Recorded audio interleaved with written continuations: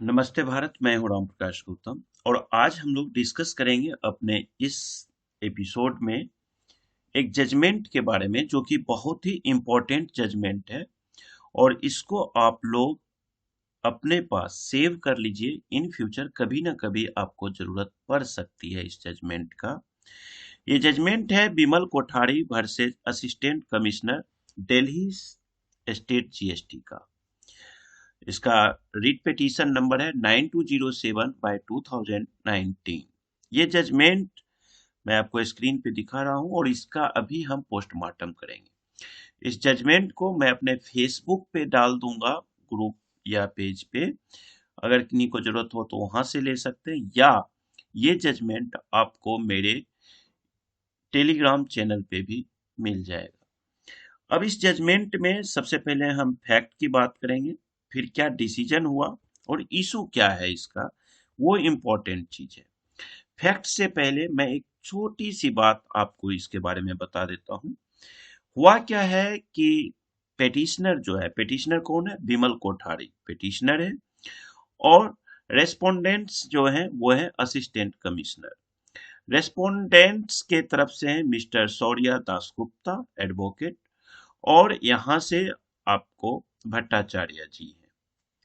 अब यहाँ पे दो जस्टिस हैं। वो जस्टिस हैं, एक मिस्टर राजीव और दूसरे हैं मिस तारा। ये दो जस्टिस हैं। केस क्या हुआ है कि अभी जो हम इसमें डिस्कस करेंगे सीजीएसटी रूल 2017 का रूल 25 की डिस्कस होगा। उसी पे ये डिसीजन दिया गया है। डिसीजन में ऐसा इसलिए हुआ है इस केस के साथ कि यहाँ पे कहा गया है कि जो ऑफिसर था वो अगर प्लेस का, आपके बिजनेस प्लेस का वेरिफिकेशन करते हैं तो आपको एक लेटर भेजेंगे और आपके प्रेजेंस में आप वहां पे रहेंगे, आपके सामने में वेरिफिकेशन किया जाता है प्लेस ऑफ बिजनेस का। अगर बिना नोटिस दिए हुए और डम्मी ऐसे ही कुछ भी कर दिया जाए तो वो लॉ के अगेंस्ट होता है। तो ये आप समझ लीजिए, ये इशू है कि क्या ऐसा हो सकता है कि बिना आपको लेटर दिए फिजिकल के बारे में और बिना आपके कोई प्लेस ऑफ बिजनेस का वेरिफिकेशन कर लिया, रजिस्ट्रेशन कैंसिल कर दिया, क्या ये सब हो सकता है? यही सारी डिस्कस इस जजमेंट में है। यहाँ पे ये सब तो चलिए नॉर्मल चीजें, ये डिस्कशन की बात है। अब हम लोग पॉइंट नंबर 3 से क्या केस में कहा गया है पहले ध्यान से समझिएगा। मैंने पूरा स्टडी किया है और आप लोग अपना विचार मुझे 8448610923 पे व्हाट्सएप करके दीजिए, और जो कि मैं बिल्कुल फ्री सर्विस आपके लिए देता हूँ। मेरा लर्निंग मेरा ऑब्जेक्टिव है, मैं खुद सीखता हूँ, इसलिए आपके बीच वीडियो बना करके आता हूँ आपसे एडवाइस लेने के लिए।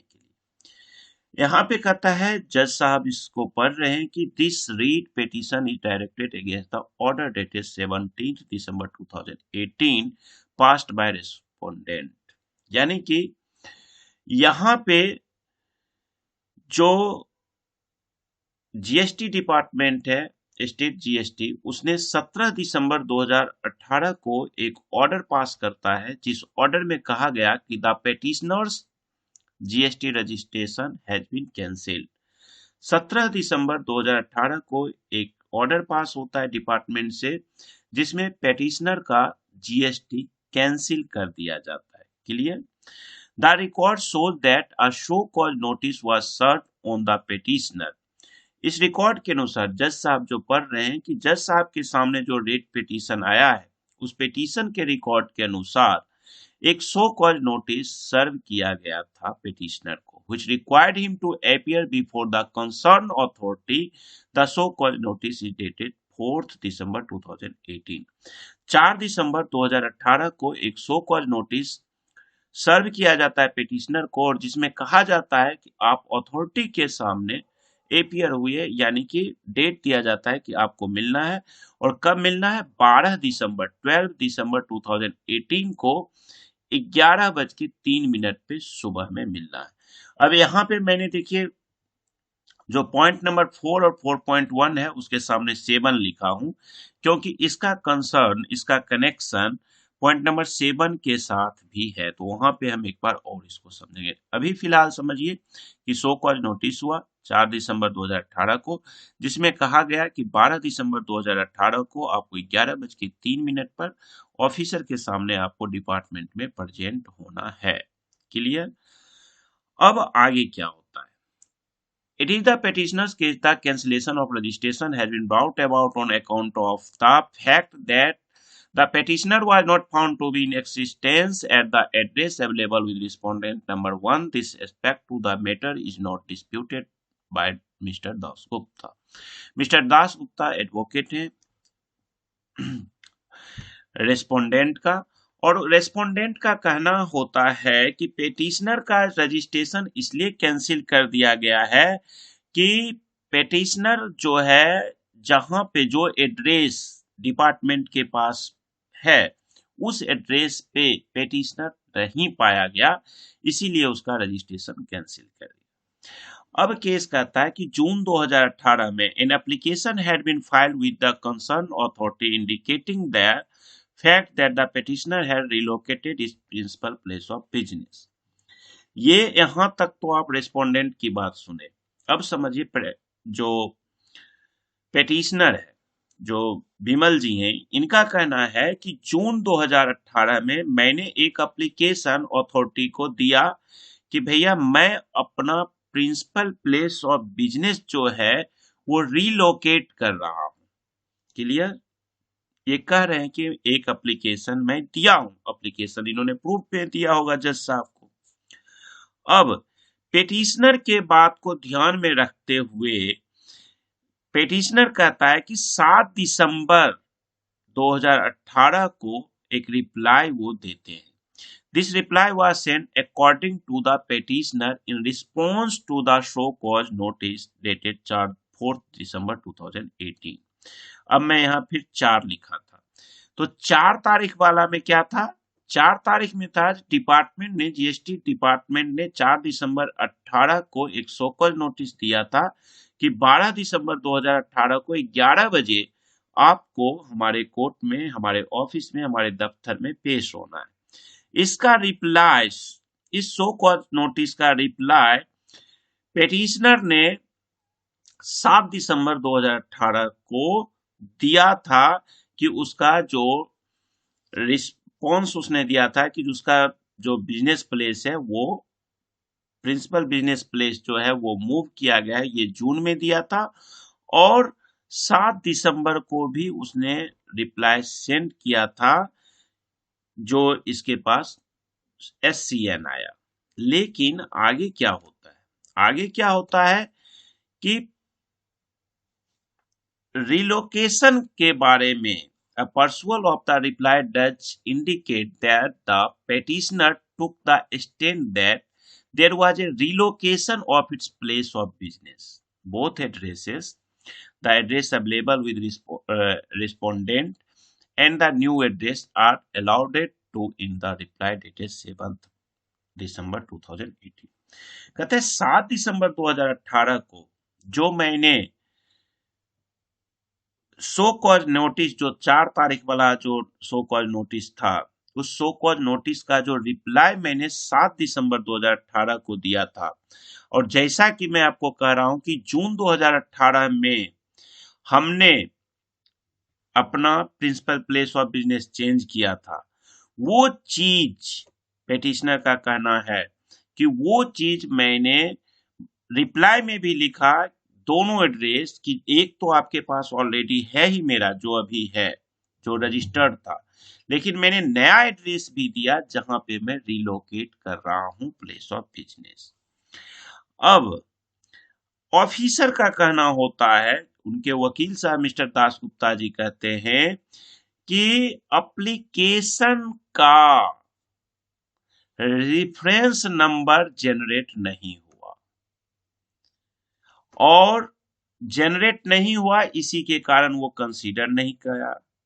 Likewise in so far as the reply dated 7th December 2018 is concerned, Mr. Das Gupta submits that since it was not uploaded on the designated portal, it could not have been considered by the concerned authority. अब जो application दिया गया था petitioner के तरफ से, विमल के तरफ से, पेटिशनर जो दिया है एप्लीकेशन की भाई मैं अपना प्रिंसिपल प्लेस चेंज कर रहा हूं, उसे पोर्टल पे अपलोड नहीं किया गया। अब जब पोर्टल पे अपलोड नहीं किया गया तो कंसीडर उस अथॉरिटी के द्वारा किया नहीं गया, क्योंकि पोर्टल पे अपलोड नहीं था तो इन्होंने कंसीडर नहीं किया। अब इन तमाम चीजों को देखने के बाद ऑफिसर ने क्या किया था, एक ऑर्डर पास किया था पिछले ऑर्डर को कि रजिस्ट्रेशन कैंसिल कर दिया गया, और फैक्ट ये चीज निकल के आ गया अब हाई कोर्ट में। अब हाई कोर्ट कहता है, इसको हवाला देता है rule 25 CGST rule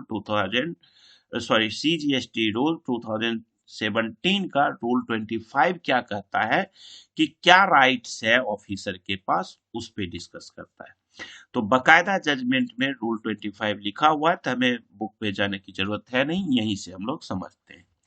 physical verification और business premises in certain cases, rule 25 कहता है कि फिजिकल वेरिफिकेशन बिजनेस प्रेमाइसिस का कब होगा। कहता है where the proper officer is satisfied that the physical verification of the place of business of a person is required। अगर ऑफिसर इस बात से संतुष्ट होता है कि नहीं, किसी भी कीमत पे मुझे इस बिजनेसमैन का जो बिजनेस प्लेस है वो मुझे वेरीफाई करना है, मतलब वो डिससेटिस्फाइड है आपके काम से और वो अपना जो डिसीजन ले रहा है उसमें वो पूर्ण सेटिस्फाइड हो चुका है कि मुझे बिजनेसमैन के बिजनेस प्लेस का वेरिफिकेशन करना है। क्यों करना है कि due to failure of Aadhaar authentication, क्योंकि आधार ऑथेंटिकेट नहीं हुआ, या due to not opting for Aadhaar authentication before the grant of registration, या आधार के लिए ऑप्ट ही नहीं किया ऑथेंटिकेशन के लिए, या due to any other reason after the grant of registration, या और भी कोई तरह का रीजन आता है रजिस्ट्रेशन लेने के बाद भी, तो वो आपको ही may get such verification of the place of business. तो इस केस में या तो आपने आधार नहीं किया वेरिफिकेशन, या रजिस्ट्रेशन ग्रांट होने से पहले आपने ऑप्ट ही नहीं किया, या आपने और कोई सी भी रीजन से आपका रजिस्ट्रेशन ग्रांट हो गया उसके बाद भी कोई और रीजन उसको डिससेटिस्फाइड कर रहा है ऑफिसर को, तो ऑफिसर आपके बिजनेस प्लेस को वेरीफाई कर सकता है, वेरिफिकेशन कर सकता है। In the presence of said person, एक बोल्ड कर दिया है यहाँ पे, ये देखिए यहाँ पे बोल्ड में जजमेंट में लिखा हुआ है रूल 25 में कि in the presence of the said person, उस पर्सन जिस पर्सन के नाम पे रजिस्ट्रेशन है उस पर्सन के प्रेजेंस में ये चीज होना है। वेरिफिकेशन जो होगा प्लेस ऑफ बिजनेस का, वहां पे आपका पर्सन होना जरूरी है। Done and the verification report, उस पर्सन के सामने में फिजिकल वेरिफिकेशन किया जाएगा प्लेस ऑफ बिजनेस का, और एक verification report along with other documents including photographs, वहां पे और जो भी वेरिफिकेशन के डॉक्यूमेंट्स उसके होंगे, डॉक्यूमेंट्स इंक्लूडिंग उस पर्सन का एक photo shall be uploaded in form GST REG 30 on the common portal। अब आपको वेरिफिकेशन करने के बाद ऑफिसर का ये ड्यूटी बनता है कि ये फॉर्म REG 30 में पोर्टल पे अपलोड भी करेगा, वो भी कितने टाइम में, ये नहीं कि सो जाएगा करके, within a period of 15 working days following the date of such verification. अब कहता है कि जब आप वेरिफिकेशन कर लिए हो उस दिन से 15 वर्किंग दिन वर्किंग दिन मतलब समझिएगा जो छुट्टी का डेज होता है उसको हटा दिया जाता है। वर्किंग डेज 15 वर्किंग डेज के अंदर आपको पोर्टल पे REG30 आपको अपलोड करना है फोटोग्राफ के साथ। ठीक, ये रूल 25 कहता है। लेकिन अब क्या होता है, अब यहाँ पे आइए, ये 10.1 में जज साहब ने वही सारी बात बोला है, रूल 25 जो कहता है वही चीज इन्होंने कहा है। लेकिन कॉन्सिडली, अब यहाँ पे एक लाइन और आप पढ़ लेते हैं। As is evident in the instant case, इस केस में जैसे एविडेंट है, the concern officer deemed it necessary to carry out physical verification, जो अधिकारी था वो मान लिया कि इस केस में इस टैक्स पेयर का जो पेटिशनर है उसके प्लेस ऑफ बिजनेस का फिजिकल वेरिफिकेशन होना है before proceeding the pass the upon order which resulted in as noticed above in the cancellation of the petitioner's registration. अब कॉन्सिडली क्या होता है, no notice was issued to the petitioner requiring as mandate by rule 25 his presence at the time of verification. अब consistently देखिए कि इस case में notice petitioner को no notice was issued, issue ही नहीं किया गया रूल 25 के अनुसार, जो कि ऊपर अभी आपको बताया गया। Further more it appears that the verification report generated has not been uploaded as required in Form GST REG 30 on the common portal. Rule 25 जो कह रहा है कि आप वेरिफिकेशन करिए और 15 दिनों के अंदर 15 दिनों के अंदर जिस दिन से आपने वेरिफिकेशन किया उस दिन से 15 दिन के अंदर आपको पोर्टल पे फिजिकल वेरिफिकेशन जो आपने किया उसका फॉर्म GST REG 30 पे वेरिफिकेशन रिपोर्ट विद फोटोग्राफ या और भी कोई डॉक्यूमेंट है तो उसके साथ अपलोड करना है, जो कि आपने किया ही नहीं।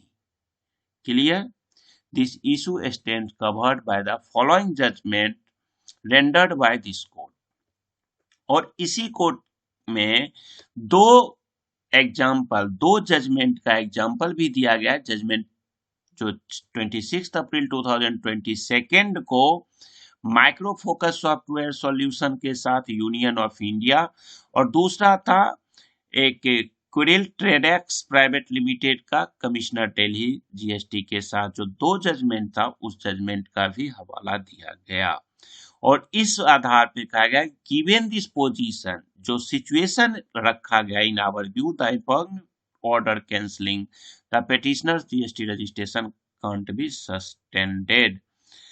अब जो फाइनल डिसीजन इनका दिया गया 13.1 में लिख दिया गया क्लियर कि it is ordered accordingly resultantly the petitioner's GST registration shall stand restored. कहा गया कि आपने besides this the respondents revenue will also accord to the petitioner, यानी कि इनको अब कहा गया कि भैया GST रजिस्ट्रेशन इसका कैंसिल नहीं होगा क्योंकि आप में गलती है, आपने लेटर वगैरह नहीं दिया, REG 30 को आपने अपलोड नहीं किया, कोई प्रूफ आपने सबमिट नहीं किया, तो इस केस में अब आपको पेटिशनर का GST रजिस्ट्रेशन कैंसिल नहीं किया जाएगा, आप इसको रीस्टोर करिए। तो ये ऑर्डर पास हो चुका, ये जजमेंट दे दिया गया, और अब हाई कोर्ट का जजमेंट आने के बाद यानी कि अब इस ऑर्डर को नजर में रखते हुए GST रजिस्ट्रेशन अब एक्टिव कर दिया जाएगा। तो ये दिल्ली हाई कोर्ट का आपने जजमेंट का हम अभी पोस्टमार्टम किया आपके साथ। आप अपने सुझाव हमें जरूर भेजिए, और इस वीडियो को जितने ऑफिसर्स हैं, जितने टैक्स पेयर्स हैं, ये सब थोड़ा ध्यान से देखिए। आज का भी एक केस मेरे पास नॉलेज में आया था छोटा सा, कि एक ऑफिसर्स का फोन मेरे पास आया, राजस्थान के एक इंस्पेक्टर शायद थे, इंस्पेक्टर थे कोई, उनकी कॉल थी और वहां पे 2B और 3B में जो टैक्स जमा किया गया और 2B में जो आईटीसी था उसका कुछ डिफरेंस उन्हें दिख रहा था, हालांकि वो सही से देखे नहीं थे पोर्टल को, और कहा गया कि मैं आपके प्लेस ऑफ बिजनेस को वेरीफाई करना चाहता हूँ। तो जब भी कोई ऑफिसर आप प्लेस ऑफ बिजनेस पे को वेरीफाई करना चाहते हैं तो थोड़ा प्रॉपर तरीके से जाइए, और जो टैक्स पेयर हैं वो भी लॉ को अपने नजर में रखिए, लॉ को स्टडी करिए और फिर बिजनेस करिए तो मजा आएगा आपको। तो इस वीडियो को अपने पास सेव रखिए, इन फ्यूचर हो सकता है कभी किसी को जरूरत पड़े तो इसे शेयर भी कर दीजिए लोगों के पास। और सबसे इम्पोर्टेंट इसका सारा चीज इतना देर से स्क्रीन पे है, नोट कर लीजिए, लिख लीजिए, और आप लोग फॉलो करिए लॉज को। मैं फिर बार बार यही रिक्वेस्ट आपसे करूंगा। और इसका जजमेंट का कॉपी मैं अपने टेलीग्राम पे और अपने फेसबुक पे दे दूंगा, वहां से भी आप रख सकते हैं, और बाकायदा ऐसे वीडियो रखिए, उसी में काम चल जाएगा। तो इस वीडियो को खत्म करते हैं। आई होप कि आप लोग सब सही होंगे और सीख गए होंगे, समझ गए होंगे। Thank you, bye bye.